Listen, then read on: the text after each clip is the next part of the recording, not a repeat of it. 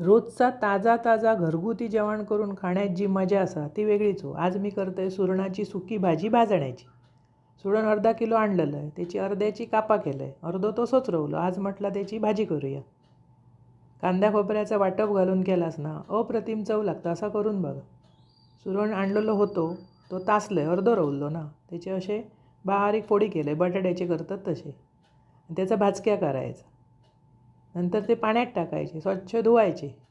सुरणाक जरा खाज असतं त्यामुळे त्याका कोकमा वापरूची लागतात. एक कढई घेतलं, त्याच्यात घातलं तेल, फोडणीक घातलं कांदो परतून झाल्यावर हळद, घरगुती भाजको मसालो तो परतून झाल्यावर सुरण घातलं, व्यवस्थित परतलं. सुरण जरा ना शिजाक कठीण असतं त्यामुळे त्याका खतखतीत पाणी घालूचं लागतं, मग तो भुसभुशीत शिजाण्यात. 3-4 कोकमा घातलं, चवीपुरता मीठ. साधी आणि सोपी, चविष्ट लागतं अशी भाजी करून बघा. वरसून खतखती पाणी घातलं आणि झाकून ठेवलं. 5-10 मिनटात ना मस्त भुसभुशीत शिजाण्यात आणि मिळान येतं भाजी. जायच्या थंय करायचा व सुक्या चपाती भाकरेबरोबर एकदम अप्रतिम लागतं, असं करून बघा.